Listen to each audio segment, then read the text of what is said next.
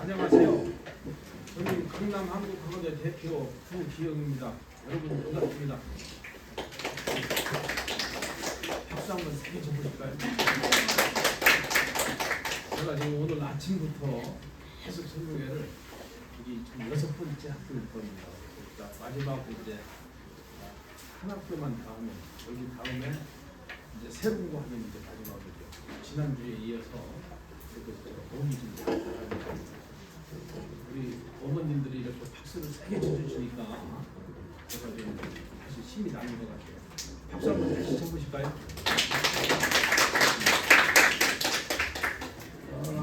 우리 도당고등학교죠. 저희가 이제 도당고등학교 전망인데 저희는 사실 이 설명회를 매주 토요일마다 연중 이렇게 해오고 있습니다. 그래서 토요일마다 이렇게 오전, 오후로 나뉘어서 오전에는 주로 중학교 2학년 이하 학생들과 학부모님들, 오후에는 중학교 3학년 학생들과 학부모님들을 모시고 이제 세종시 고등학교의 일반적인 현황, 입시교육 현장이 어떠냐 하는 부분과 고등학교 선택은 또 어떻게 하는 것이 좋겠느냐, 또 입시 제도는 어떤 부분들이 바뀌고 있느냐, 그 다음에 이런 바뀌는 입시 제도에서 입시 전략은 어떻게 수립하는 것이 좋겠느냐, 이런 가지고 이렇게 설명회를 지속적으로 해오고 있습니다.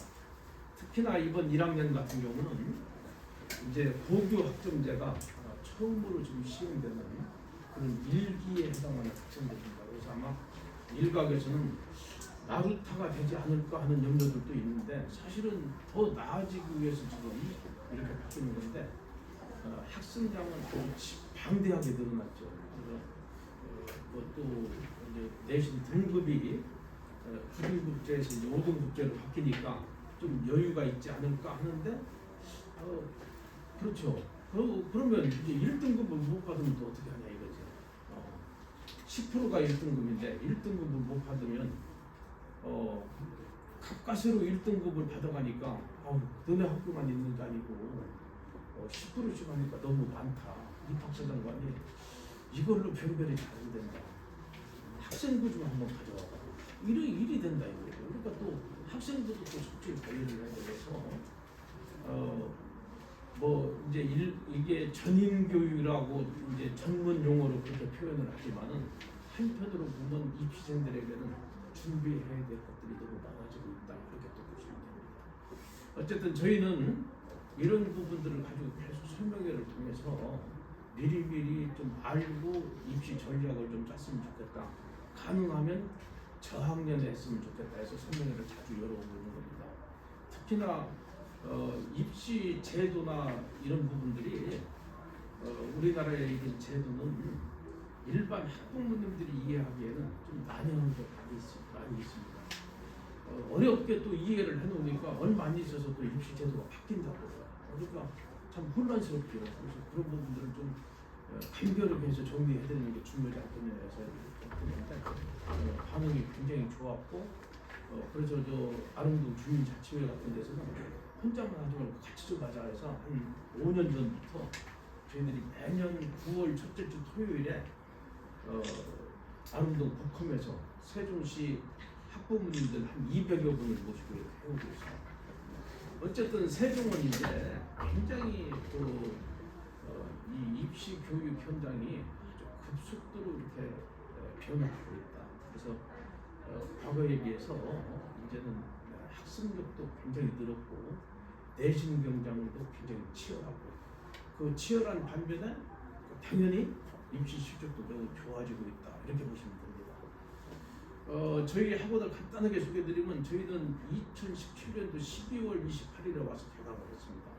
저희들이 개강하기 전에 서울에서 이렇게 세종을 내려다볼 때 정부 청사가 있고 거기를 중심으로 해서 아주 넓게 발전을 하는 그런 젊은 도시고 신생 도시라서 DNA도 우수하고 이런 면학 분위기가 잘 조성돼 있지 않을까 해가지고 저희들이 내려왔었는데 막상 내려와서 강의를 시작해 보니까 우리 학생들은 그 젊은 도시, 신생 도시를 훨씬 넘어서서 아주 맑고 푸른 아이들이 있어요. 그래서 영혼도 좀 밝았고 입시와는 거리가 좀 있는 왜 그런가 해서 살펴보니까 급조된 도시다 보니까 이 입시가 가까워진 고학년 학생들은 현지 애들 두고 오셔가지고 여기는 입시로부터 시간적 여유가 있는 저학년 학생들 또는 뭐 고학년이라 할지라도 입시를 초월해 있는 아이들만 이렇게 있어가지고 좀 여러 가지로 좀 고민을 많이 했죠. 그래서 주변들을 보니까 우리보다 뭐 한 1년 적게는 뭐 몇 개월 일찍 왔던 학원들이 얼마 만에 철수하겠다고 다시 올라가고는 아마 2017, 18년도에 그런 계셨던 학부모님들은 진풍경을 많이 보셨을 거예요. 그래서 뭐 어렵게 등록을 해놨더니 수강료를 반환해 드릴 테니까 다른 데 한번 알아보시라 이런 경우도 좀 있었을 거예요. 저희도 의견이 분분했었는데 여러 선생님들과 의논한 결과 여기야말로 우리가 진짜 할 일이 많은 것 같다. 그야말로 고품질의 교육 서비스가 필요한 것 아니겠느냐.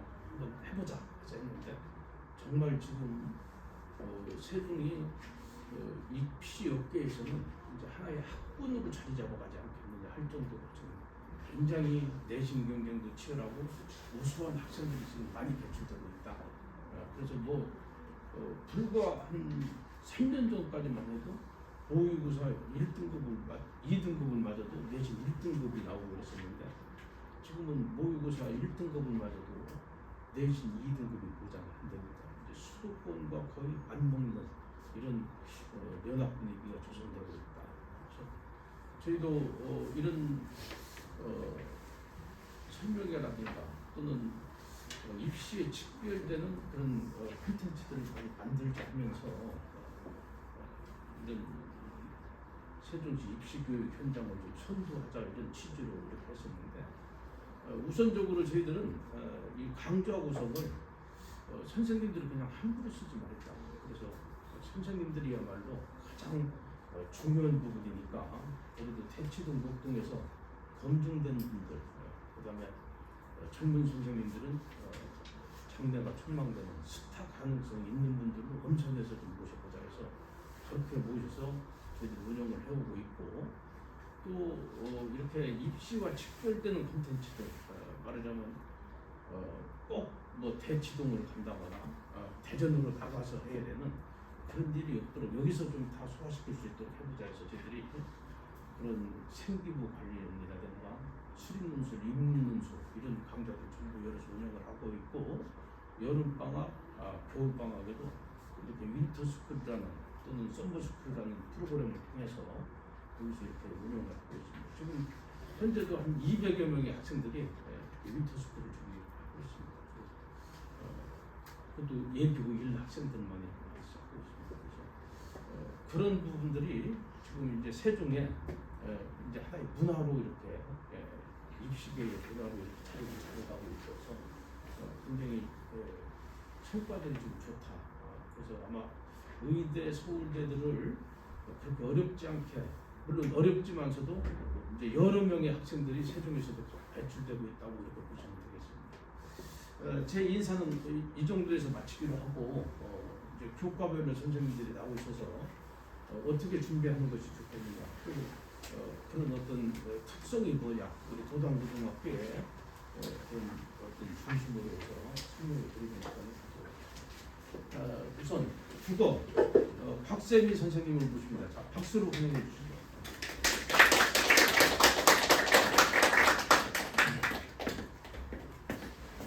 네, 안녕하세요. 저 도당고 담당하고 있는 박세미라고 합니다.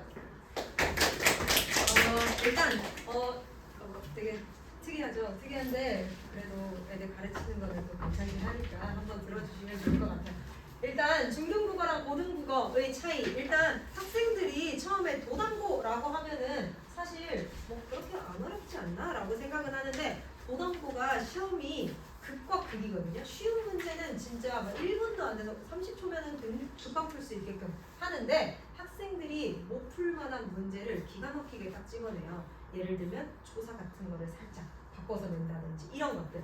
그래서 사실 중등국어라든지 고등국어 이렇게 교과서를 보시면 똑같이 생겼어요. 똑같이 생겼는데 이게 여기에도 있지만 학교 선생님들이 조금 그렇기 때문에 아이들한테 안 알려주는데 사실 요즘 중학교 공부 한 국어 공부 같은 거는 2주 전에 그냥 바짝 외워서 해도 90점 이상 나오잖아요. 그러다 보니까 아이들이 공부를 잘 안 하고 잊어버리고 올라오는 거죠. 근데 학교 선생님은 이거 중학교 때 했으니까 안다 치고 수업을 해버리는 거죠. 그러면 내가 이 수업 타이밍에 이거 못 들었어. 그러면 이거 기억이 안 나. 그러면은 이 다음 타임에 수업 못 듣고 이해 안 가고 또 이해 안 가고 이게 누적되면은 하나도 이해 못 하고. 그래서 사실 똑같은 내용인데 이름만 살짝 바뀌어서 난이도만 살짝 높여서 되는 건데 아이들이 다르다라고 생각을 해서 새로운 거 배우려고 자꾸 하거든요. 그래서 조금 볼 수 있으면 좋은데 그러면 문제가 어떤 스타일로 나오냐를 보시면 일단 빽빽하잖아요. 그죠? 일단 읽는 것부터가 벌써 하기가 싫게 생겼어요. 그래서 첫 번째, 일단 중등국어에서는 칸도 되게 넓고 예시도 누룽지 이런 거 쉬운 거 예시로 나오지만 고등국어에서는 실제로 학교 시험은 배운 부분은 딱 여기까지거든요. 딱 이 부분 알려줘 놓고 이 뒷부분은 다른 조항을 가지고 와서 설명을 하는 거, 이제 시험을 내는 거죠. 그럼 아이들이 처음부터 당황해가지고 아 이거 읽어야 되나?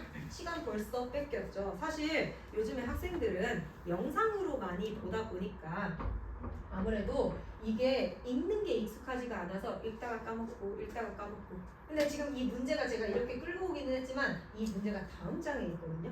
그러면 아이들이 시험지 이렇게 큰 시험지 왔다 갔다 하다가 어디 있었지? 하다 보면은 시간이 더 오래 걸리겠죠. 하나도 모르는데. 그래서 이 문제들의 차이가 이 정도 길이의 차이도 그렇고 난이도의 차이가 좀 있다.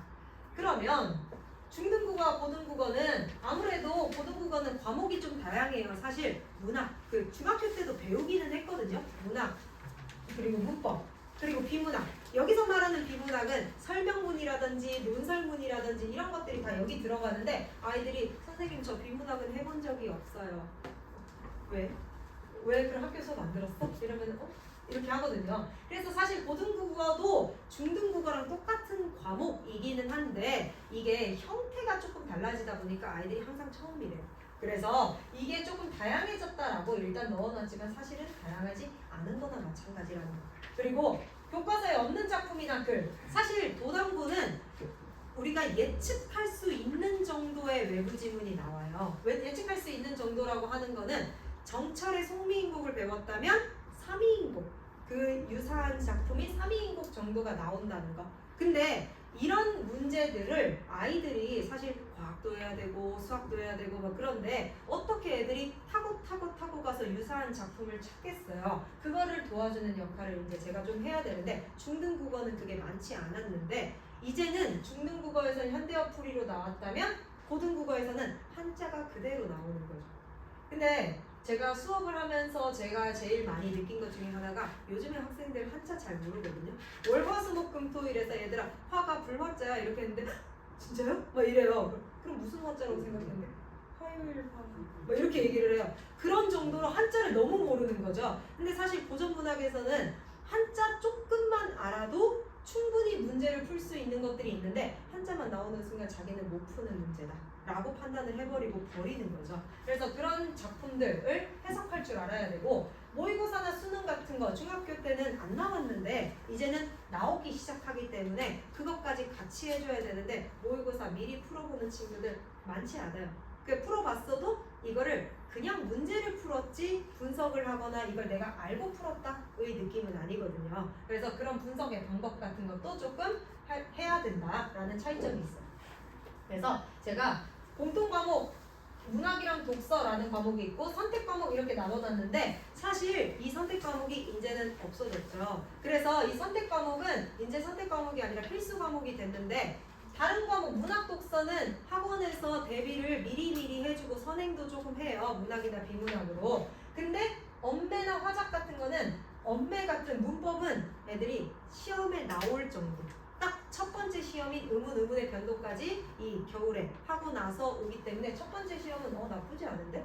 라고 하는데 이걸 기억하고 뒤에 타고 누적되는 경우가 있어요. 도당고는 기말고사, 1학기 기말고사가 의문의 변동까지만 나온 게 아니라 의문의 변동에다가 플러스로 문법 요소까지 문제까지 같이 나왔기 때문에 아이들이 문법을 생각보다 많이 했어야 되는 거죠. 그럼 앞에 거를 다시 기억하냐? 못한다는 거죠. 그래서 이런 것들, 문학 독서는 누구나 하는 과목이기 때문에 선택 과목에서 다 맞자. 그래서 다른 학교들은 2학년 2학기 때 독서 과목을 하거든요. 2학년 1학기 때는 문학, 2학년 2학기 때는 독서를 하는데 도당고는 2학년 1학기 때 문학, 2학년 2학기 때 선택 과목을 해요. 그래서 이 엄매나 화작을 2학년 2학기 때 할 거고 수업을 할 거고 그 다음에 3학년 1학기 때 독서 과목을 해요. 근데 사실 3학년 때는 다른 학교들은 다 수능 특강 준비하고 해주는데 얘네들은 독서 한 과목을 교과서로 하다 보니까 조금 다른 애들보다 수능이나 모의고사에서는 손해일 수도 있어요. 그래서 학교 선생님들이 이번 연도에서 커리큘럼을 어떻게 짰는지는 학교를 가봐야 아는 거라서 그거에 맞게 조금 공부를 할 수 있으면 좋을 것 같습니다. 그래서 당연히 어려울 수밖에 없는 거예요. 비리도 그렇고 학교 진도에다가 유사한 지문에다가 모의고사까지 꼭 나오기 때문에 당연히 어려울 수밖에 없다라고 이제 말씀드리고 그래서 진도 단순 암기가 아닌 유사한 지문 같은 거를 해석하는 방법을 알아야 한다. 그러면 지피지기면 100점 100승이다. 그래서 저희가 학교 선생님들이 어떻게 낼지 알면 다 맞힐 수 있다는 거잖아요. 그래서 문제를 한번 보시면 일단 이 문제가 이렇게 첫 페이지부터 굉장히 길게 나와 있어요. 그리고 일부러 이렇게 표로 막 넣어 주시거든요. 읽어야 되게끔. 그리고 지금 문제가 1번 문제, 2번이 잘려 있잖아요. 그럼 아이들은 지문은 앞에 있는데 문제는 뒤에서 왔다 갔다 펄럭펄럭. 그러면 헷갈려요, 자꾸. 뒤에서 보다 보면. 그래서 놓치는 경우도 많고 그리고 실제로 학교 도당고 책에서는 이 작품이 나왔는데 이 외부 지문을 넣어 주신 거죠. 근데 이 외부 지문에 단독 문제도 있기 때문에 아이들이 이것만 알아서는 안 된다는 거예요. 그래서 도당고는 특히 학교 선생님들이 따로 프린트로 미리 공부하라고 주긴 줘요. 친절하게 주긴 주는데 그 프린트에 외부 지문이 굉장히 많아요. 그래서 저번 이제 작년에는 그 학교에서 시조가 한 30편 있는 것 중에서 앞에 1페이지부터 5페이지까지가 시험 범위야. 그 다음에 뭐 6페이지부터 10페이지까지가 나머지 시험 범위야 라고 한다든지 이런 식으로 해서 외부 지문이 나오는 경우도 많기 때문에 우리 문제 풀 때 조금 대비가 많아요, 양이. 그래서 혼자 공부하기가 조금 힘들고 연관지어서 매치하기에 어렵다는 거. 그래서 보기형 문제라든지 이런 것들이 많이 나와서 단순 암기보다는 풀이 자체를 할 수 있어야 빠르게 풀 수 있고 읽기부터 너무 힘들잖아요, 그죠? 그 다음에 이제 저희가 외부 지문 보시면 이렇게 제가 교과서에서 나온다. 그럼 되게 친절한 것 같잖아요. 교과서 이만큼이면 교과서만 다 맞아도 70점 정도 나오겠는데? 근데 사실 교과서에다가 플러스 외부 지문 모의고사가 나오기 때문에 교과서 단독 문제는 많지 않아요. 단독 문제가 많지 않다는 거는 내가 교과서에 있는 거 달달 외워도 그거랑 유사한 다른 작품을 해석할 줄 모르면 어쩔 수 없이 틀린다는 거. 그래서 도당고 아이들이 제일 많이 시험 보고서 제일 많이 하는 게 선생님 제가 3개는 걸렀거든요. 근데 둘 중에 헷갈려서 얘로 골랐는데 답이 얘였어요가 제일 많아요. 그래서 사실 아이들이 보기에는 문제가 쉬운 것 같으면서도 되게 아까운 것 같으면서도 라고 생각을 할 수도 있는데 말이 좋아서 2개 중에 헷갈렸어요지 사실 답을 정확히 몰랐다는 거잖아요. 그 답을 정확하게 좀 찾을 수 있게끔 해야 된다는 거. 그래서 모의고사형 문제가 많기 때문에 이 문제를 조금 정확하게 풀 수 있는 방식을 알아두셔야 합니다. 그래서 제가 이거는 2개를 좀 넣어놨고 그럼 문제 한번 보시면은 도당고 같은 경우는 서술형, 서답형이 가끔 나오는 학교 중에 하나예요. 원래 대부분의 학교는 객관식으로만 나와서 모르겠다 하면은 답 그냥 찍기라도 해서 맞히는 운이 좀 따를 때가 있거든요. 근데 여기서는 서술형으로 0.5점, 0.5점, 1.2점 이렇게 해서 부분 점수를 넣어두는 거죠. 그러면 이 부분 점수에서 하나 틀리면은 너무 아까운 거예요. 이게 이 하나가. 그래서 사실 부분 점수 주는 것도 감사하지만 아예 다 틀렸다고 하는 것보다야 낫지만 이 1, 2점, 0.7점 차이로 등급이 갈린다면 너무 아쉬운 거죠. 특히 답이 확실합니다.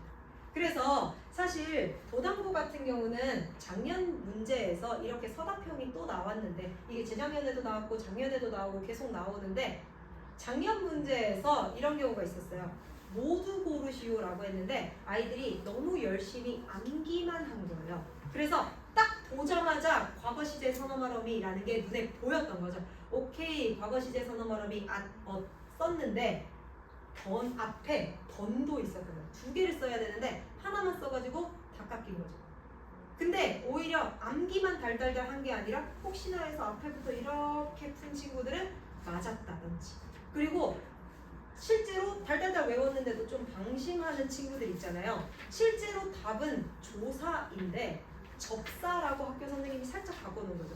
근데 실제 학교에서 알려준 포인트, 어렵게 나올 수 있어 라고 했던 포인트는 뒷부분이어서 앞에 부분부터 쓱 보면서 접사 쓱 지나가고 뒤에 부분 맞았으니까 맞았다고 체크를 한 거죠. 앞에 조사인데 접사라고 나왔는데.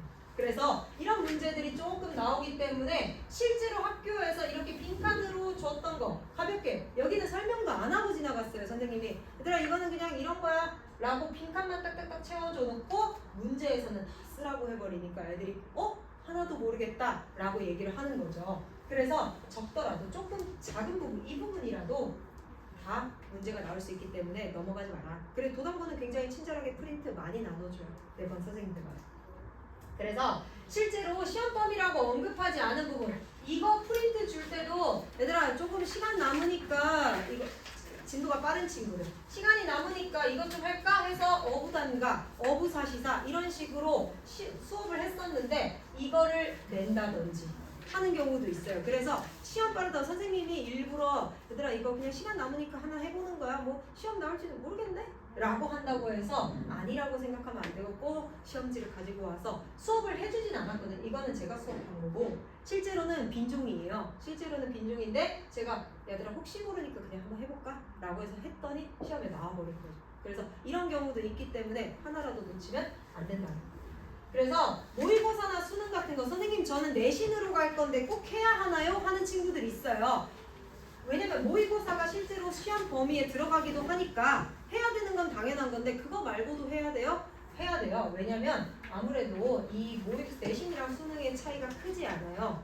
모의고사에 나온 문학 지문이 실제로 학교 교과서에 겹치기도 하고 외부 지문으로 나오기도 하고, 선생님들이 외부 지문 가지고 올 때 어디서 제일 많이 가지고 오냐? 기출문제에서 제일 많이 가지고 오거든요. 그래서 조금 주의하시면 좋을 것 같고, 그래서 모의고사 비문학 지문이 이런 식으로 길게 나오면 지금 문제는 심지어 이 지문의 문제는 뒷장에 있어요. 그러면은 지금 한 페이지, 두 페이지 뒷장의 문제 읽느라고 끝나겠죠? 이거는 안 알려주는 거예요. 학교 교과서 지문도 아니고요. 모의고사 지문도 아니고 어떤 분이 논문으로 쓰신 거 가지고 오신 거예요.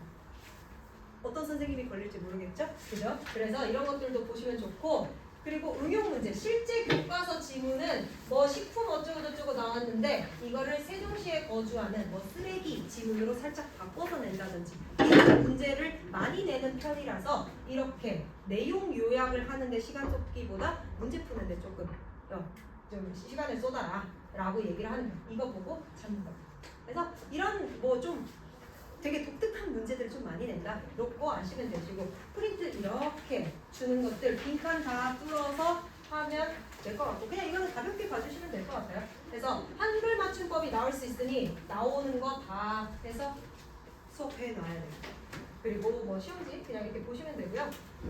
빈칸도 제가 이렇게 백지 테스트를 이렇게 보고 꼼꼼하게 확인을 하고 있기 때문에 봐주시면 되고, 그래서 여기 수업 같은 거 이렇게 피드백 제가 문자로 보내드려요. 채점한 거나 이런 것들. 그래서 이거 매번 얘네 뭐 하고 있구나 봐주시면 될 것 같고, 혹은 수업을 빠지지 않았지만 애들이 한 번에 이해 못하는 경우 있죠. 그런 경우는 영상으로 이렇게 제공을 하거나 문자로 질문 받아서 하거나 패드로 이렇게 해주는 편이기 때문에 꼼꼼하게 확인이 되고 있습니다. 그래서 시험지는 그냥 한번 봐주시면 될 것 같아요. 네, 감사합니다.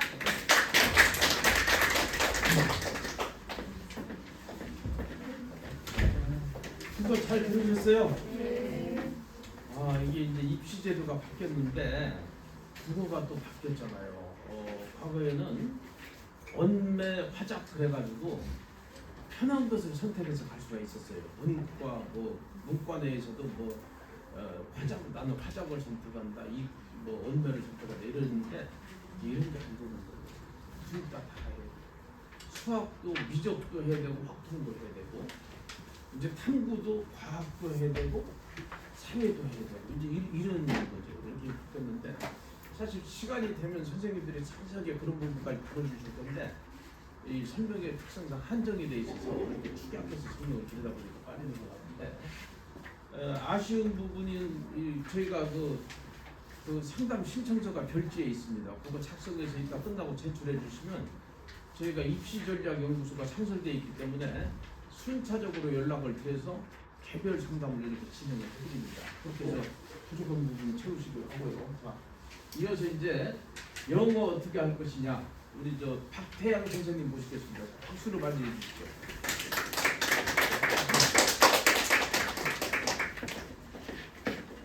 네, 안녕하세요. 박태양 강사입니다. 네, 저는 한양대학교 철학과를 졸업했고요. 아시다시피 철학과에서는 어려운 텍스트를 많이 읽어요. 한글말로도 어려운 텍스트들을 원서로도 많이 읽었기 때문에 뭐 영어 실력에 대해서는 뭐 걱정 안 하셔도 되고요. 그다음에 메가스터디, 메가로스쿨 및 이렇게 수석 연구원을 했는데 분석력이 없으면 이렇게 안 시켜주거든요. 그래서 분석력이나 영어 해석에 있어서는 뭐 자신감 있다는 말 드리고 싶고요. 오늘 내신 시험 범위, 내신 출제 경향, 시험 대비 전략, 그다음에 어떻게 운영할 건지 이렇게 해서 간략하게 설명드리겠습니다. 고당고 시험 범위는 거의 정해져 있는데요.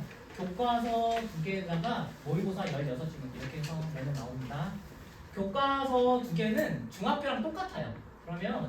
그리고 중학교 내용보다 더 엄청 어려워지지 않고요. 교과서 내용은. 그리고 이제 모의고사 16질문이 문제인데 모의고사 질문이 어려울지 안 어려울지는 그날 매년 출제 경향에 따라 달라져요. 그래서 어려우면 애들이 좀 많이 힘들어하는 편이고요. 쉬우면 많이 쉬운 편인데 교과서보다는 한 2배 정도 어렵다고 보시면 됩니다. 왜냐하면 아카데믹한 글이 나오기 때문에 교과서보다는 어려워.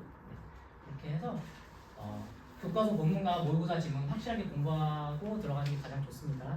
네. 실제로 어떻게 나오는지 보셔야지 감이 오니까 같이 한번 보겠습니다. 이게 교과서 지문인데요. 이 지문은 애들이 잘 알까요? 모를까요? 잘 알겠죠? 왜냐면 이게 학교에서도 하고요. 학원 다니면 학원에서도 해줘요.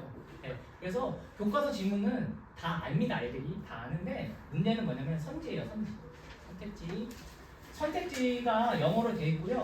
그 다음에 하나만 고르는 게 아니고 약간 A 맞아?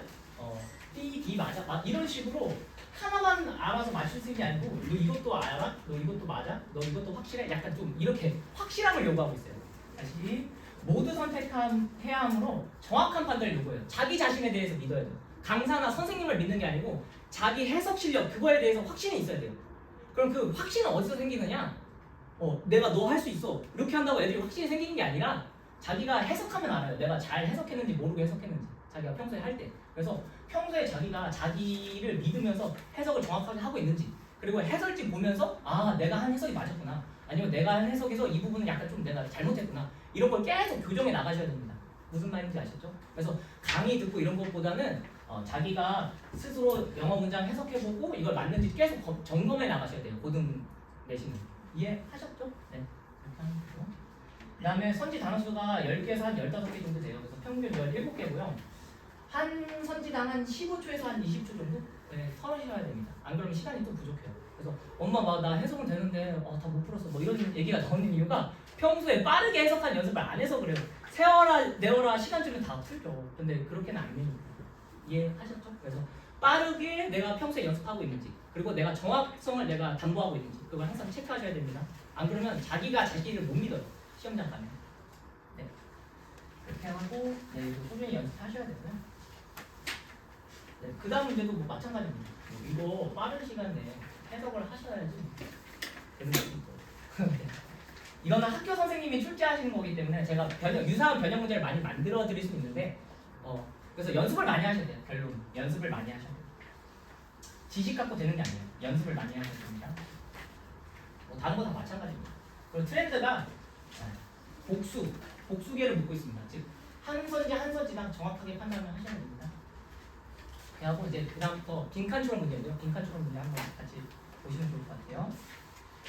이거 교과서 빈칸인데 이건 재작년 문제입니다. 아까 건 작년 문제들이고 재작년에 이렇게 빈칸 뚜껑을 놨는데요. 자, 원래 문장은 이거입니다. 엠판의 터치다운이 게임을 이기게 하지는 못했지만 그러나 엠판의 터치다운은 기억할 만한 가치가 있었다 이렇게 되는데요. 애들이 뭐를 가장 많이 찍었을 것 같으세요? 자, 이거랑 가장 비슷한 선이 몇 번이죠? 22페이지입니다. 한번 시간 드릴 테니까 한번 맞춰보세요. 네. 22페이지.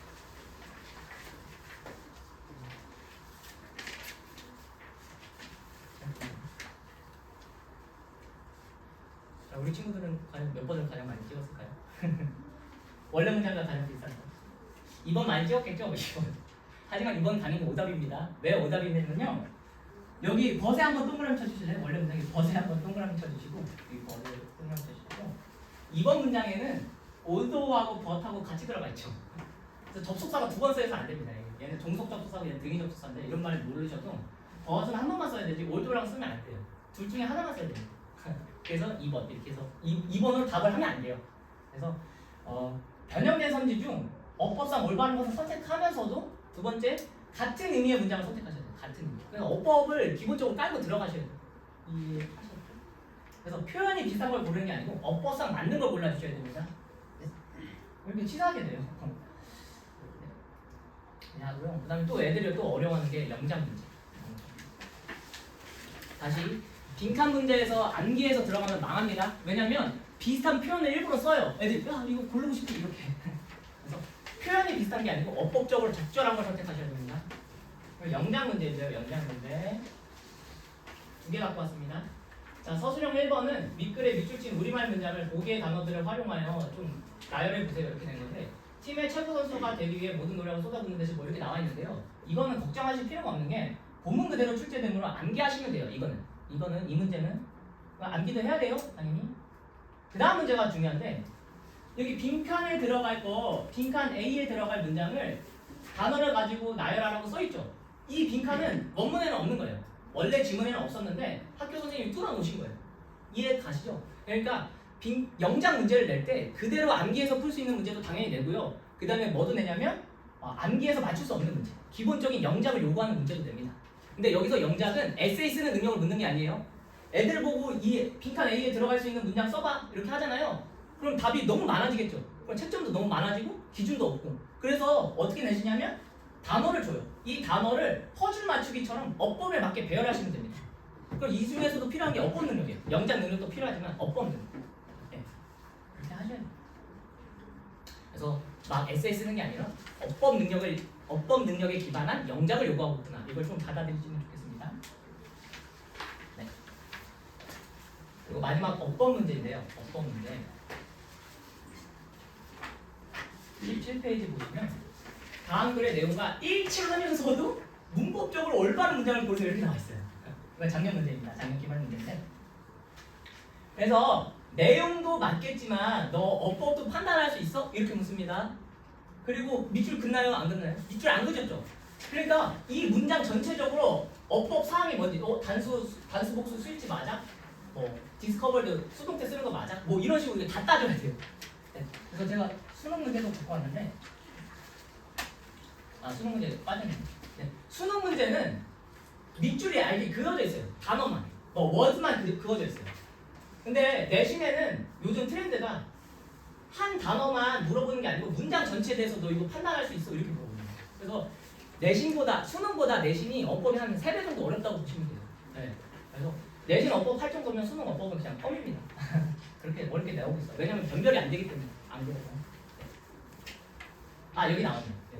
이게 수능 문제입니다. 이게 수능 문제는 여기 that이나 them 이렇게 해서 밑줄 하나밖에 안 쳐져 있죠. 그럼 이것만 판단하면 되는데 그리고 4번이 아리까리예요. 근데 3번이 확실히 틀렸어요. 그럼 3번 고르고 넘어가면 되죠. 근데 내신은 어떻게 나와요? 내신은 복수 정답을 요구하고 있어요. 그래서 자기 자신에 대한 확신이 중요합니다. 자기 자신의 확신. 이것도 자기 자신에 대한 확신. 네, 그래서 뭐 이렇게 밑줄도 않고 그냥 다짜고짜 이거 맞는 거 틀린 거 있어. 이런 식으로 집 가서 한번 풀어보세요. 애들한테 이거 문제 주고 야 너 이거 어법상 이거 맞는 거 틀린 거 고를 수 있어. 이렇게 한번 해보세요. 애들이 좀 많이 어려워합니다. 네.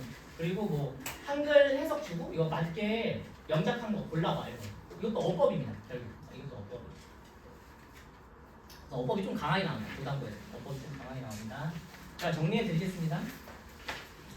네. 변형 지문으로 나와주면 선지도 변형해서 나온다.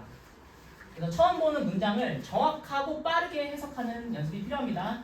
그리고 분석할 때 여기 어법적으로 분석, 이게 어법적으로 이렇게 한번 써주실래요? 어법적으로 분석, 어법적으로.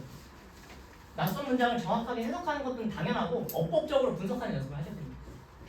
이해 가셨죠? 왜냐면 밑줄 없이 그냥 물어보기 때문에 이 문장 맞았다 이런 식으로. 변형 문제로 연습하셔야 돼요. 이거 개념 안다고 풀 수 있는 게 아니에요. 연습을 하셔야 돼요. 연습. 네, 학원 안 다니셔도 좋으니까 연습을 하셔야 됩니다. 문법 문제를 자꾸. 그리고 중학교보다 이제 모의고사 16지문이 더 들어가기 때문에 글을 제대로 못 읽는 학생들은 좀 이걸 쳐내기 힘들어요. 시험 범위를 다 못 보고 들어가요. 만약에 글 읽는 능력이 약간 부족하면.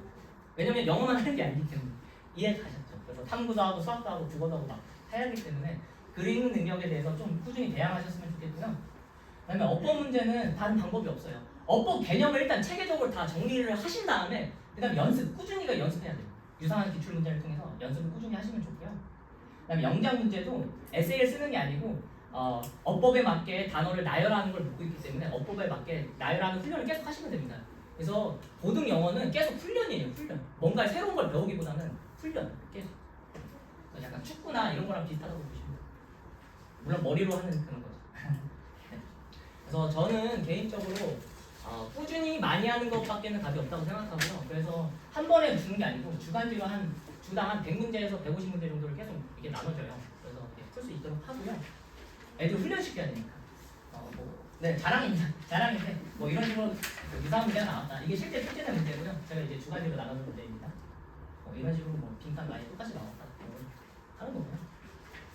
네, 그리고 애들이 이제 첫 시험이다 보니까 시험을 어떻게 볼지 감을 못 잡아요. 그래서 시험 보기 전에 공역 모의고사라고 해서 최소 2회분 정도? 네. 진도가 빨리 나가면 3회분 뭐 더 늘릴 수 있고. 그래서 실전으로 이제 쳐보는 거죠. 시험 직접 가보기 전에 실전으로 이렇게 자기가 직접 시험 해보고 그다음에 내가 시간이 좀 부족하구나. 실전에서 좀 더 빨리 읽어야겠다. 뭐 이런 식으로 좀 감 잡을 수 있게 해드리고요. 제가 이제 많은 설명을 드렸지만 결국 이제 제가 뭐 적중도 하고 이러는데 그건 아무 중요하지 않아요. 학원 다니는지 안 다니는지 중요한 게 아니라 애들 영어 실력이 중요해요. 애들 영어 실력. 자기 실력에 대해서 애들이 자기가 확신을 갖고 있느냐. 나는 정확하고 빠르게 해석해. 난 내 해석을 믿어. 그게 본질입니다. 학원 다니고 마니고가 본질이 아니고. 이해하셨죠? 네. 그래서 네. 근데 실력을 높이는 방법은 뭐 마법 같은 방법 없고요. 수많은 문장과 지문을 정확하고 체계적으로 분석하고 이해하고 노력해야 됩니다. 이해를 가셨죠? 강의 듣는다고 되는 게 아니에요. 자기가 노력해야 돼요. 그래서 강사 믿고 선생님 믿고 이렇게 하지 마시고요. 자신이 정직하게 쌓아온 실력을 믿으세요. 이게 왜냐면 시험장에서 저희가 같이 들어가는 게 아니잖아요. 애들이 들어가는 거예요. 그래서 꼭 이렇게 하셨으면 좋겠고요. 그래서 제가 강의 만들고 뭐 자료 만들고 이렇게 하다 보면 숙제는 많이 내주는데 애들이 그걸 다 못해요. 요즘 뭐 인스타도 많이 하고 유튜브도 많이 하고 막 그러니까 그래가지고 제가 저한테 믿고 맡겨주셨는데 그냥 보낼 수는 없잖아요. 그래서 제가 생각한 해결책은 관리 선생님을 따로 한 명 더 뽑아서 저는 강의와 콘텐츠를 집중하고 관리 선생님께 전담해서 꾸준히 좀 케어받을 수 있게 그렇게 하고 있거든요. 그래서 이재원 선생님 제가 소개시켜드리겠습니다. 저희 관리 선생님. 네, 안녕하십니까. 박태현 선생님 학생 관리 그리고 클리닉 담당 이재현입니다. 시간이 많이 없어서 빠르게 말씀드릴게요. 저희 클리닉 운영 방안 말씀드리겠습니다. 저희 같은 경우는 철저하고 지속적인 학생 관리라는 기조하에 클리닉 진행할 것이고요. 지금 보시면 보통 클리닉은 평일이랑 주말 그리고 우리 학생들 수업 전후에 클리닉 진행하고 있습니다. 클리닉 불참하는 경우는 제가 다 따로 불러서 추가적인 보강 진행하고 있습니다. 클리닉 어떤 거 하냐? 반도 조합 테스트 그리고 당일 수업 주간 내용 테스트 진행하고요. 내신 기간일 때는 내신 대비 테스트 들어갈 겁니다. 유연하게. 그리고 이제 당일 클리닉에 시험 통과 못하는 학생들이 있을 수 있어요. 그 친구들 다 제가 연락한 다음에 추가적으로 또 보강하고 완벽히 할 수 있을 때까지 보낼 겁니다. 그리고 숙제 같은 경우도 미완료 인원 박태현 선생님이 저한테 명단 주셔서 나중에 학원 따로 불러서 다 마치고 비과 조치시킬 겁니다. 그리고 이런 식으로 저희가 클리닉 마무리하게 되면요, 학부모님한테 문자 보내드리고 있습니다. 이런 사이클로 저희 클리닉 진행된다고 보시면 될 것 같고요. 우리 학생들이 정말 성적 올리기 위해서는 자기들이 이해하고 그리고 체화한 다음에 그것을 자기주도 학습으로 넘어가는 게 중요합니다. 다만 이거 학생한테 전적으로 맡기면 못하는 친구도 많아요. 최상위권 친구들 빼고. 그러니까 제가 태양쌤이랑 같이 관리 담당하면서 철저하게 관리해 드릴 겁니다. 태양쌤 강의 들으시면 제가 잘 맡겨드릴 테니까요. 최대한 잘 부탁드리겠습니다. 네. 마무리. 네, 제 마지막 슬로건인데요.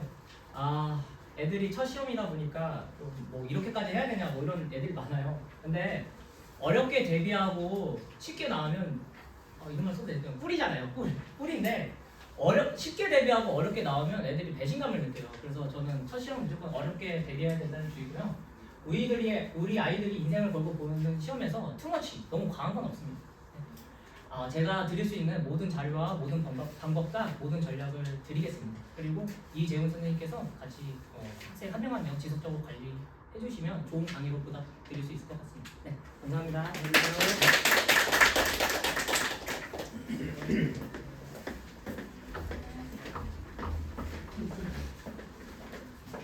영어 잘 들으셨어요? 영어는 문제가 없겠죠, 그죠? 이게 이제 고등학교에 올라가면은 우리 아이가 진짜 중학교 때 공부를 너무 잘해서 철석같이 성적을 믿었는데 고등학교 와서 전혀 생각지 않는 점수가 나오는 거예요. 얼마나 당황스럽겠어요. 그런 일들이 비일비재하다.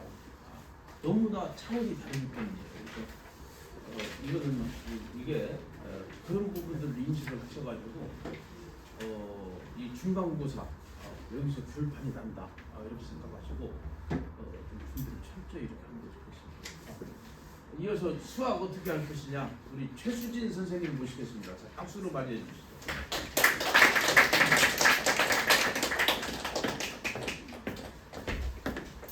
안녕하세요. 오늘 저희 수업 들은 것 같으시죠? 제가 빠르게 간단하게 일점만 말씀드릴 거고요.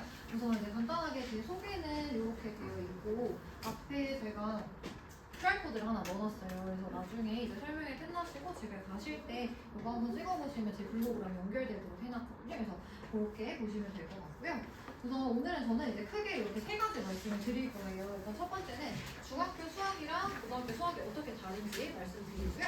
그다음에 두 번째는 이제 도당부 기출이 어떤 식으로 출제가 되는지, 그리고 마지막은 상위권을 위해서는 어떤 식으로 우리 아이들이 공부를 해야 되는지 이렇게 딱 세 가지 말씀을 드릴게요. 일단 첫 번째는 우리 아이들이 배우는 학습량이 1년 사이 한 3배에서 4배 정도로 늘어나거든요. 지금 왼쪽에 보시는 게 중학교 3학년 1학기 때 아이들이 배우는 수학 목차고요. 그리고 정확히 1년 후인 고등학교 1학년 1학기 때 배우는 아이들의 목차가 이렇게 늘어나요. 근데 이게 공부하는 양이 수학만 늘어나는 게 아니라 국영수 다른 과목까지 같이 늘어나기 때문에 친구들이 이제 체감으로 느끼는 거는 사실 3-4배보다 훨씬 많다라고 느껴지시면 될 것 같고요. 그 다음에 두 번째는 이제 요거예요. 단원별로 연계성이 굉장히 강화가 되는데 지금 여기 친구들이 있는데 솔직히 이제 중학교 때 이렇게 공부한 친구들 있을 거예요. 내가 3월에 열심히 놀러, 그 다음에 4월에 바짝 열심히 공부해서 시험 보고 다시 5월에 신나게 놀고 다시 이제 6월에 바짝 공부해서 시험 보고 이랬던 친구들 분명히 있을 거예요. 근데 고등학교 과정은 보시면 아시겠지만 지금 공통수학 1부터 미적분까지 연계가 안 된 단원이 없거든요. 그러니까 중학교 때는 1학기 때 내용이랑 1학기 때 내가 조금 못했어. 근데 그래도 2학기 때 우리 아이는 도형을 잘해 하면은 또 시험 보고 하면 결과가 잘 나오긴 했어요. 근데 고등학교 때는 중학교 때 공부하던 습관을 그대로 하게 되면은 결코 내신 성적을 좋게 받을 수 없다는 거. 그래서 단원별로 이렇게 연계되어 있는 거 보시면 될 것 같고요.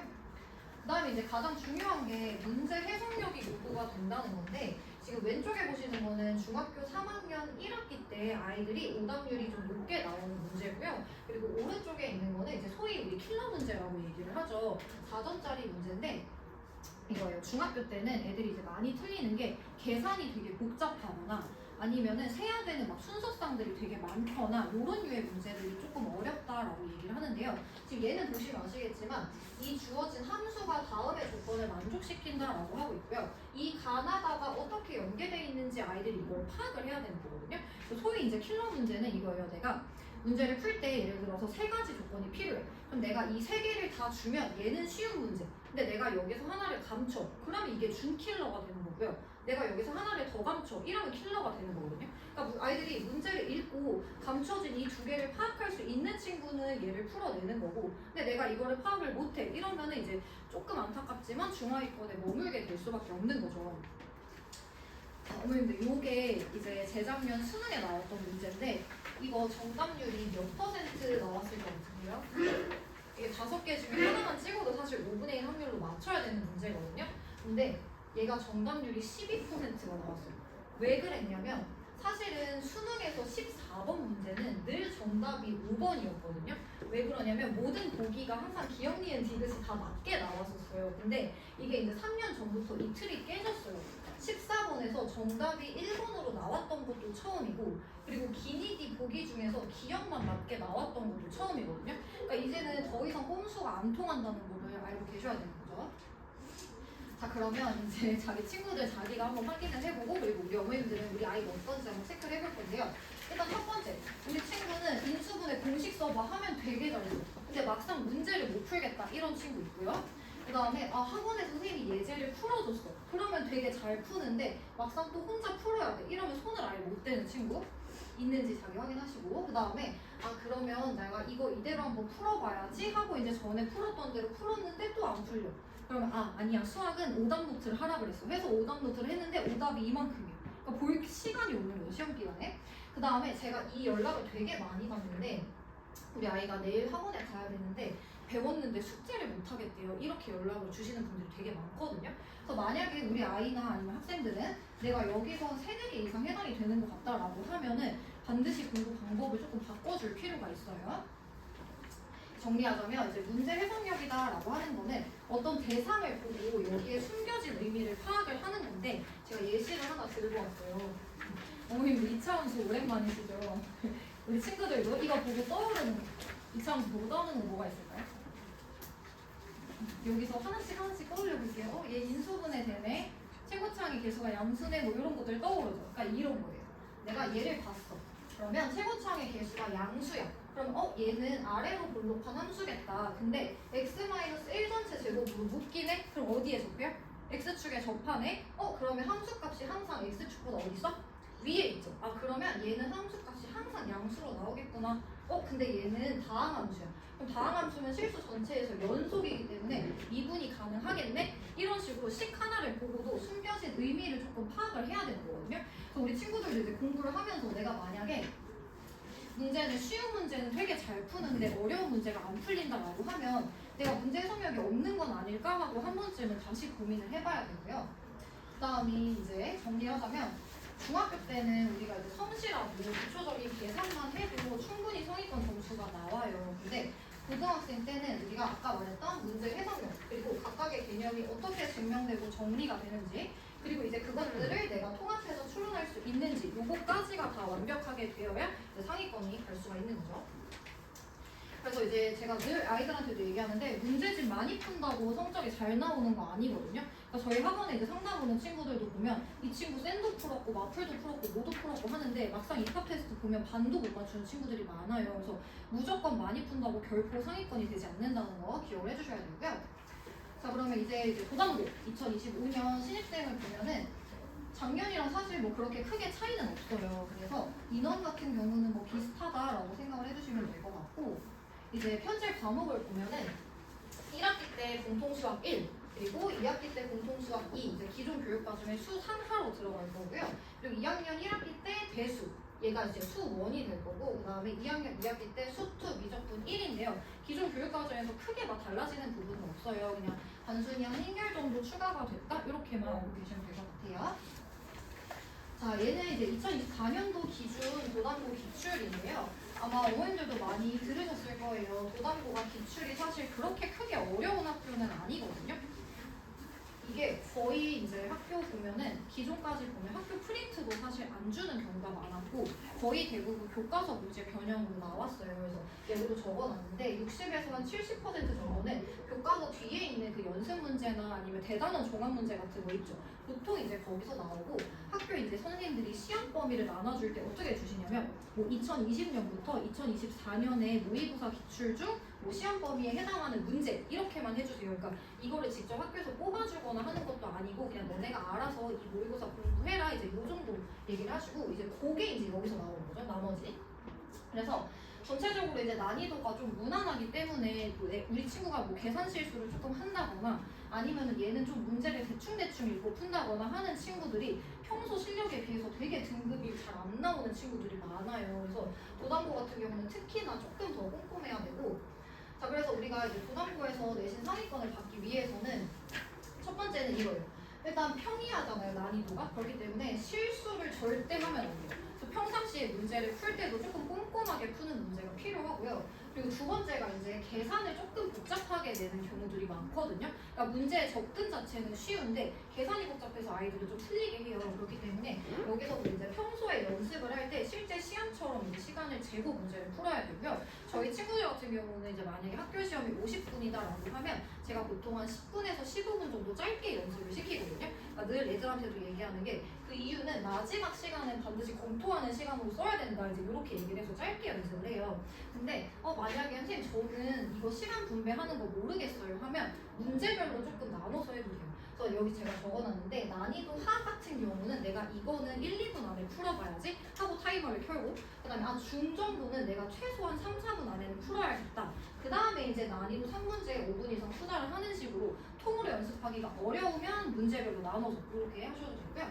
그 다음에 이제 아이들이 교과서나 문제집만 푼다고 결코 성적이 잘 나오는 게 아니에요. 특히나 이제 수학 같은 경우는 기본적으로 실력이 뒷받침되지 않으면 상위권이 될 수가 없거든요. 그리고 영어인들도 공부하셔도 다 아시죠. 그래서 요거는 이제 애들한테도 늘 말하지만 학교 교과서, 학교 프린트만 믿고 이거 10번 푼다고 절대 성적 안 나온다.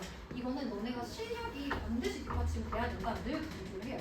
그래서 이렇게 좀 보시면 될 것 같고 특히나 이제 도담고 같은 경우는 제가 내신에 그래서 조금 더 신경을 많이 쓰는 편이에요. 애들이 실수를 하면 안 되기 때문에 일단 교재 같은 경우는 저희 내신 대비 교재 자체적으로 사용하고 있고요. 그리고 이제 유형별, 난이도별 주간지가 내신 기간에 진행이 됩니다.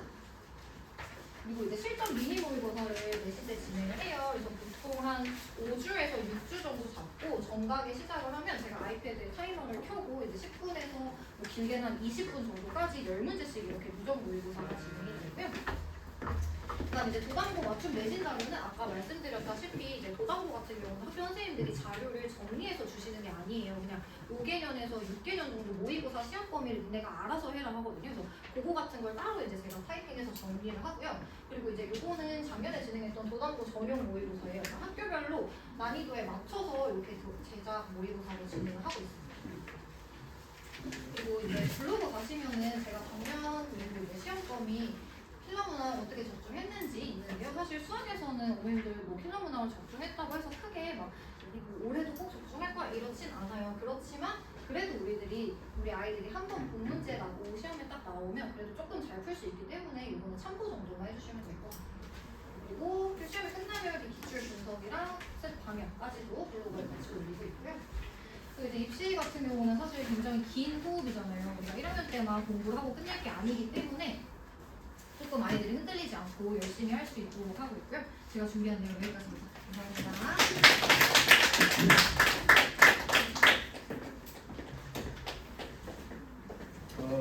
수학도 잘 들으셨죠? 문제가 없겠죠, 그죠? 수학은 그야말로 입시에서 변별의 초석이다. 수학을 포기하고서 대학을 갈 수 있는 길은 전혀 없다. 이렇게 보시는 겁니다. 그러니까 수학은 굉장히 중요한 과목이에요. 수학이 내가 생각했던 점수가 나오지 않으면 원하던 대학을 바로 포기해야 됩니다. 그 정도로 수학은 중요하다. 그래서 변별의 그 기초가 된다고 그렇게 생각하시면 되니까 수학은 절대 포기하지 않도록 이렇게 좀 관리를 해주셔야 됩니다.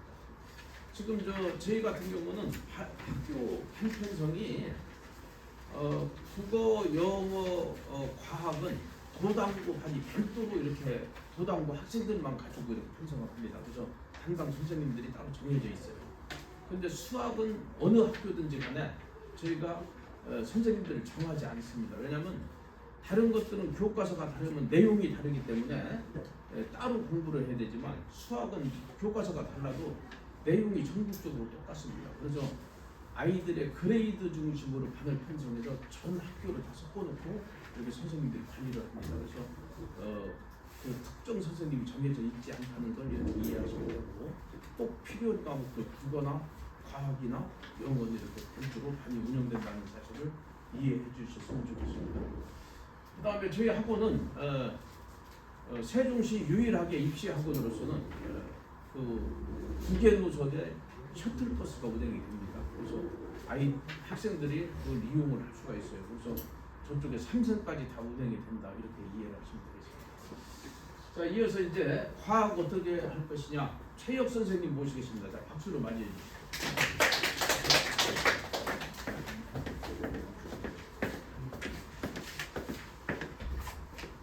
네. 안녕하세요. 과학강사 최혁입니다. 네, 첫 번째 페이지는 저의 이력이어서 한 번씩 읽어봐 주시면 좋을 것 같고요. 저는 본론 이제 두 번째부터 설명드리도록 하겠습니다. 사실 이번 개성교육 과정이 되면서 이제 많은 교과목이 많이 바뀌었지만 사실 그 중에서도 가장 많이 바뀐 과목이 이제 보통 과학이라고 이야기를 하고 있습니다. 제가 이제 몇 가지 좀 중요안을 정리를 해봤는데요. 일단 첫 번째부터 일단 기존의 물화생지 1, 2가 폐지가 되었습니다. 사실 보통 고등학교 2학년 때 물화생지 1 중에서 보통 이과 기준으로 3개를 선택을 하고요. 물화생지 2는 고등학교 3학년 때 이제 보통 2가지를 선택을 해서 공부를 하게끔 되어 있는데 이제 이런 것들은 다 사라졌고 이제 현재 저희 고등학교 1학년 친구들부터는 어떻게 바뀌었냐면 지금 교육부에서 첫 번째로 강조하고 있는 게 이공계 강화 수업입니다. 그러면서 이제 과학의 교과목이 늘어났고 이제 물리화학, 생명과학, 지구과학 이 4가지 영역을 각각 3가지 교과목을 쪼개서 총 12개 과목 중에서 이제 저희 아이들이 선택을 해야 되는 상황까지 오게 됐습니다.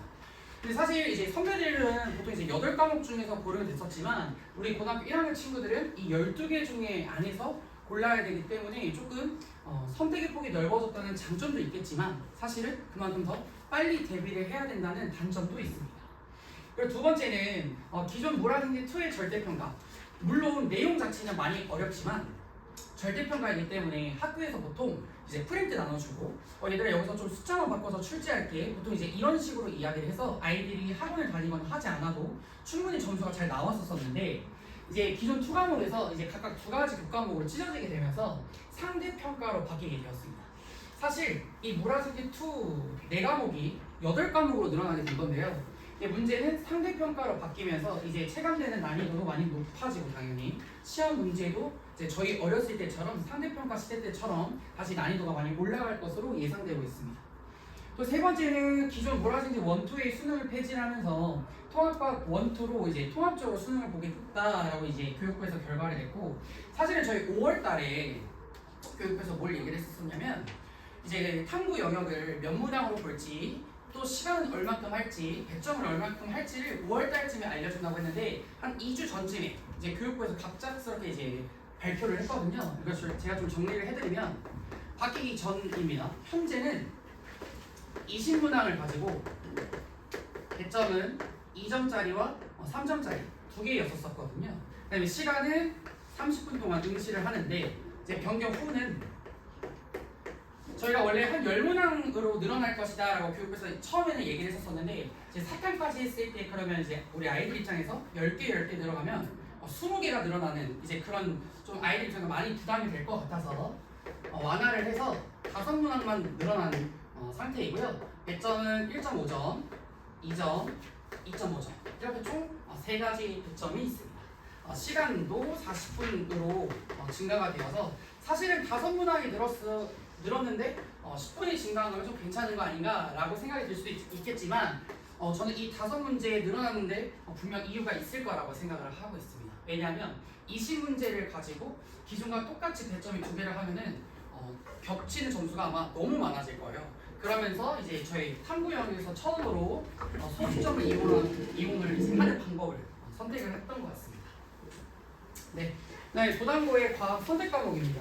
이제 딱 한눈에 보셔도 아시겠지만 사실은 과학 과목수 자체가 좀 많이 늘어났어요. 이게 사실은 다른 학교도 다 마찬가지입니다. 지금 보시면은 1학년 1학기 때 저희 개념 수업인 통합과학 1이 일주일에 4타임이고 밑에 있는 과학탐구 실험 1이 이제 한 타임인데 저희 아이들이 3월달에 가서 이제 그 시간표를 딱 받았을 때 그럼 과학만 차지하고 있는 게 벌써 5타임인 거죠. 저희 아마 편집표 다들 제가 부탁을 해서 뽑아놨을 텐데 보시면은 보통 이제 국영수가 일주일에 3타임씩 들어가는데 저희 과학탐구가 차지하고 있는 게 벌써 5타임이어서 그만큼 딱 시간표만 봐도 아이들이 뭐가 많이 중요해졌구나가 이제 한눈에 이제 보이게 될 겁니다. 그리고 2학기는 마찬가지로 이제 투 과목을 같이 공부하게끔 되어 있고 근데 밑에 있는 과학탐구 실험이 한 타임이라고 해서 이게 좀 무시할 수가 없는 게 이제 이 과학탐구 실험이 뭐냐면 통합과학에 있는 실험 내용들을 이제 이때 같이 공부를 하게끔 돼서 좀 사실은 어떻게 보면은 통합과학을 잘 대비를 한 친구들은 이제 밑에 있는 과탐실은 그냥 이제 알아서 잘 따라오게끔 되는 거죠. 그다음에 2학년 1학기부터 이제 아이들 선택을 좀 많이 이제 하게끔 되어 있는데요. 위에는 빨간색 라인이 물리 영역이고요. 주황색이 화학, 초록색이 생물, 이제 파란색이 지구과학 영역이라고 봐주시면 되겠습니다.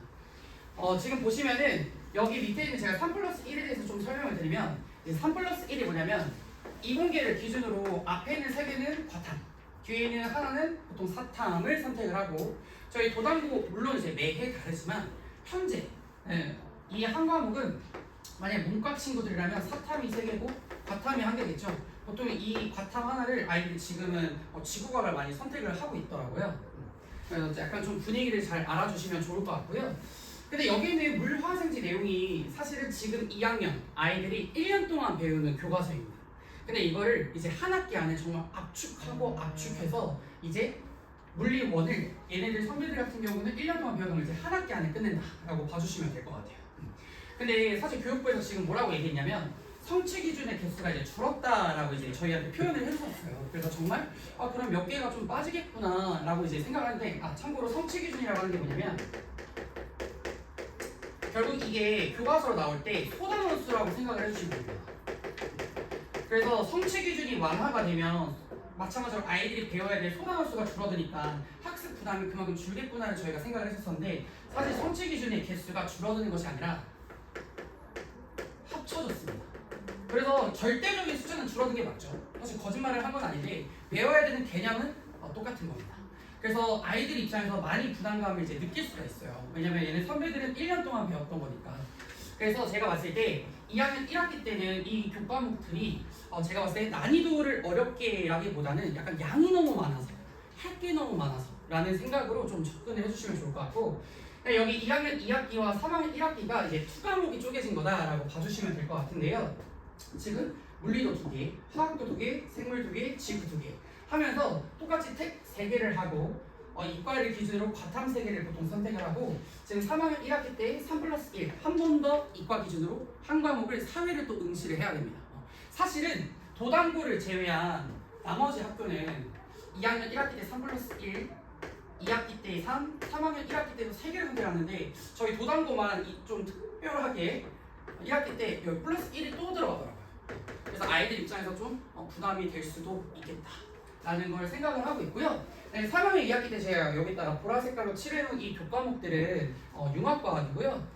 절대평가라고 생각해 주시면 되겠습니다. 제가 봤었을 때 이 교과목 중에서 좀 아이들을 한 과목으로 모른 다음에 뭔가 수능 수업을 대신 해주지 않을까. 왜냐면 우리 아이들이 지금 당장 수능을 잘 봐야 되잖아요. 그래서 2년 전에 배웠던 통합과학 내용을 약간 좀 써머리해주는 수업이 되지 않을까라는 생각을 하고 있습니다. 네, 그 다음은 이제 편집표인데요. 이거 편집표 보는 방법을 저는 꼭 설명을 드리고 싶었었습니다. 지금 보시면은 여기 지금 공통과목이라고 하는 건 당연히 이제 모두 다 배워야 되는 내용이고요. 여기 보시면은 일반 선택이라는 게 있고 진로 선택이라는 게 있는데 현재 고등학교 2학년 친구들까지는 진로 선택이 절대평가였는데 이제 우리 아이들부터는 진로 선택까지 상대평가라고 봐주시면 되겠습니다. 그래서 1학년 1학기 때는 편제가 어떻게 되어 있고 2학기 때는 어떻게 되어 있는지 잘 나와 있으니까 이게 학교별로 다 다릅니다. 그래서 입학하시기 전에 꼭 이 편집표를 확인을 하셔야 되니까 좀 같이 봐주시면 좋을 것 같고요. 그다음에 밑에 있는 것 중에 여기 지금 텍 4라는 게 사실은 물화생지 4개를 다 해도 되지만 저는 이과임에도 불구하고 좀 비추천하는 루트입니다. 그래서 사탐 하나를 껴서 좀 부담감을 줄이는 게 좀 좋을 것 같고요.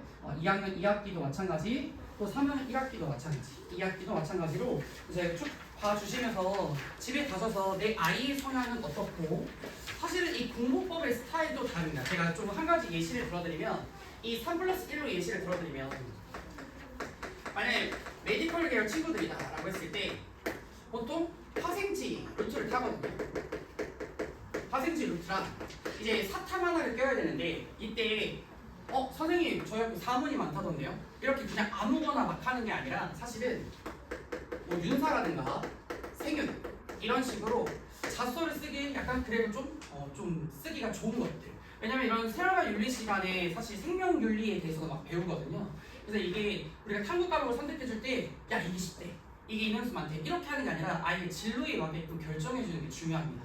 그리고 또 한 가지 예시를 들어드리면, 보통 아이들이 생지는 보통 이제 다 하고 가는데, 이 지구과학에서 뭘 배우냐면 이제 한국으로 따졌을 때 한반도의 지리사에 대해서 배우고, 세계 지리로 따졌을 때 이 태평양 어떻게 만들어졌고 대서양 어떻게 만들어졌고 이런 것들을 배웁니다. 그러면 사탐 과목 중에서 한국지리나 세계 지리를 선택한다면 겹치는 내용이 분명히 있습니다. 저희 지구과학에서도 판구조론에 대해서 배우고, 세계지리 시간에서도 판구조론에 대한 내용을 배우기 때문에, 그럼 지구과학 공부하는 애들이 사탐으로 세계지리를 선택하면 그만큼 겹치는 내용이 있기 때문에 공부 시간을 확보할 수가 있다 이겁니다. 그래서 +1 과목을 무시하지 마시고 약간 어떤 과목을 내 아이가 하면 좋을까를 같이 고민을 하면서 좀 결정을 해주시면 좋을 것 같습니다. 이게 선택해야 될 게 너무 많기 때문에 저희가 미리 대비하지 않으면 그냥 뭐 허둥지둥 이렇게 가기 때문에 좀 꼼꼼하게 잘 편집표를 봐주시면 좋을 것 같습니다. 다음은 시험 유형 분석인데요. 저희 도당고는 아무래도 좀 문과적 성향이 좀 강한 학교다 보니까 물리화학은 타 학교에 비해서 어려운 편은 아닙니다.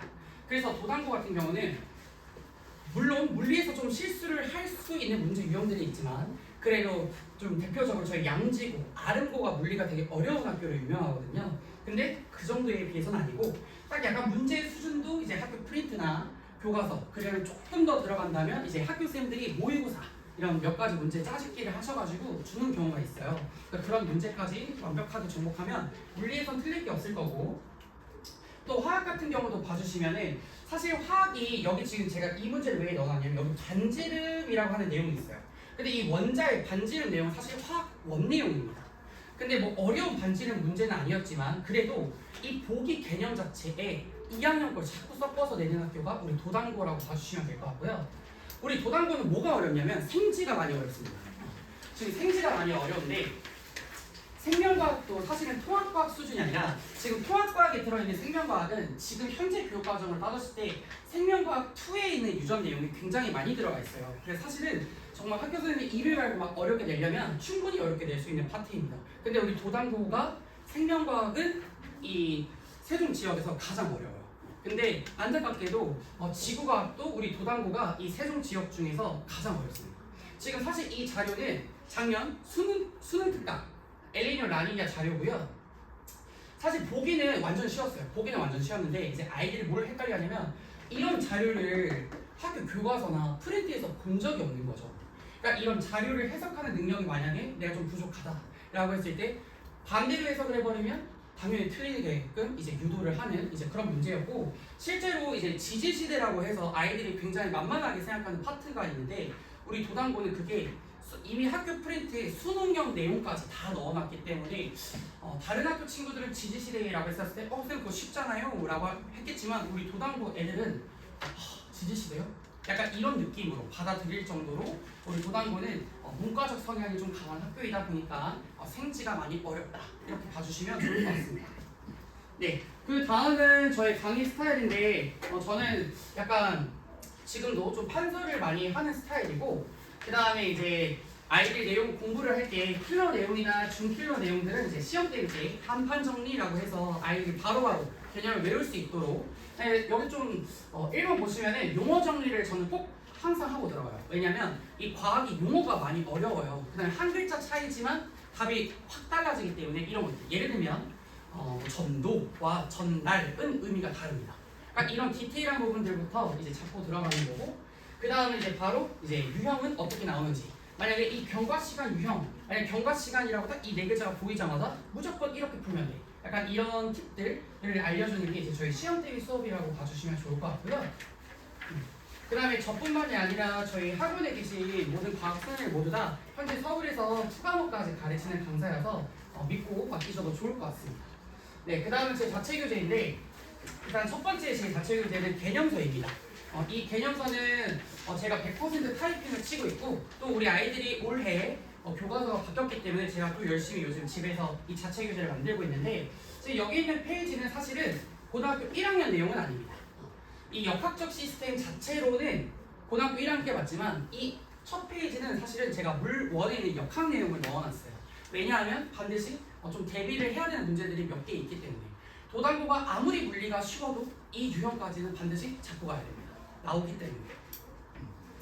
그래서 제 개념서는 저런 것들을 다 넣어놓고, 두 번째는 제 썬팁이라고 해서 이제 소단원별로 깔끔하게 페이지 하나 안에 내용을 싹 다 넣어서 이제 시험 때릴 때 안에 블랭크를 뚫어놓고 이제 블랭크 테스트를 보고 이제 해서 아이들이 개념을 외울 수 있게끔 하는 자료고요.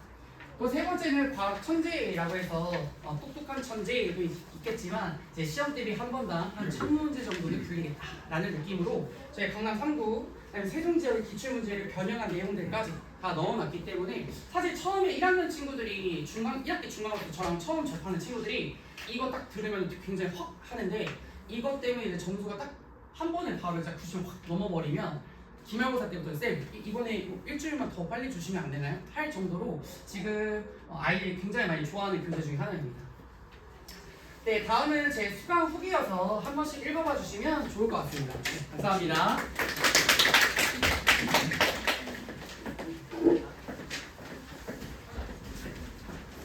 과학 잘 들으셨죠?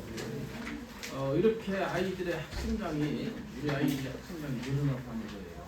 이번 고교 학생제가 아이들한테는 생기부 분위기까지 매우 중요하게 분위기를 넓어져 가고 있습니다. 제가 아까도 말씀드렸습니다만 가장 중요한 거는 내신입니다. 생기부도 결국은 내신에서 파생이 된다는 것입니다. 내신 성적이 좋은 학생들은 학교에서 선생님들이 공공대로 관리를 들어갑니다. 그래서 방향들을 잡아주시기 때문에 훨씬 유리합니다. 그러니까 내신의 기초를 두고 있다고 생각하시면 됩니다. 이 내신은 1학년 들어가서 1학기 중간고사에서 한 걸음 난다 이렇게 보시면 됩니다. 지금부터 열심히 해왔지만서도 빈틈이 없도록 챙겨주시면 입학을 하게 되면은 입학하는 순간부터 아이들이 정신이 없어요.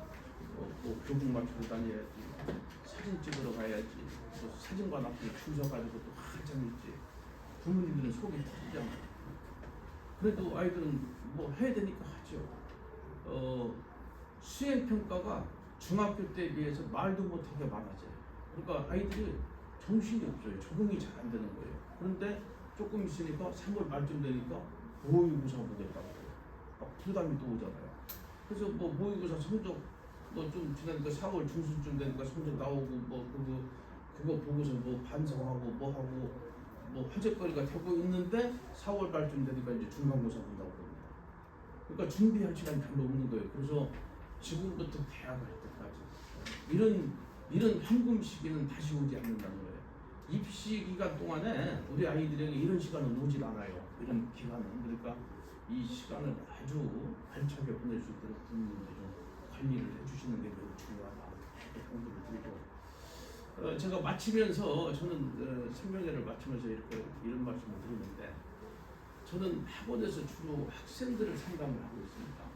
그다음에 그러다 보면 이제 학부모님도 상담을 하고 있는데, 제가 학생들을 상담하다 보면 우리 학부모님들의 모습을 그대로 드러낼 수가 있어요. 제가 신기가 있는 것 같아요. 그 사진을 보지 않아도 이렇게 그려질 정도로 그만큼 우리 아이들의 행동 양식이나 그런 마음 이런 부분에 미치는 영향이 부모님들이 미치는 영향이 지대하다. 그래서 이런 우리 아이들의 성적이 비단 우리 아이들만의 책임입니까? 물론 뭐 책임의 범위는 무척 넓어지겠지만 부모님들도 저는 공동 책임이라고 봅니다. 그래서 이 부모님들이 우리 아이들을 이렇게 일상을 관리해 주시는데 정말 여러 가지 조금 디테일하게 지혜로운 부분들이 많이 필요하다. 정말 이렇게 설명에 듣고 보니까 얘가 지금 이럴 때가 아니다. 팔 걷어붙이고 가서 이렇게 얘기 좀 해보려고 하니까 자고 있잖아요. 깨고도 안 일어나요. 지 친구 전화 오면 바로 일어나는데.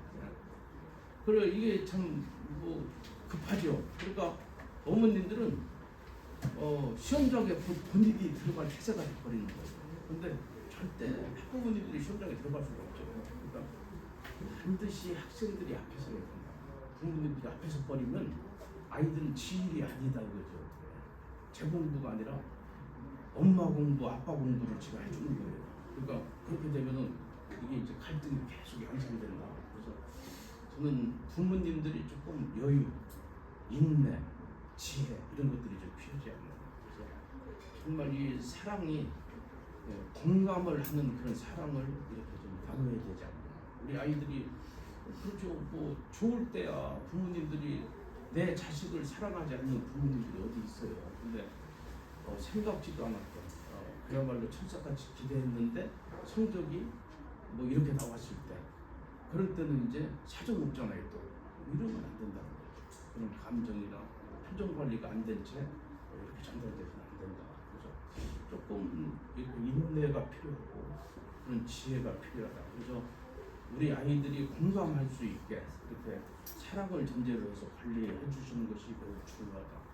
뭐 내가 너를 얼마나 사랑했는데 뭐 채권 주심하듯이 이렇게 해가지고는 갈등만 더 커지게 되고 뭐 애들도 그러잖아요. 내가 언제 사랑 달라고 했네. 근데 그렇게 이렇게 표현들이 돼서는 안 되고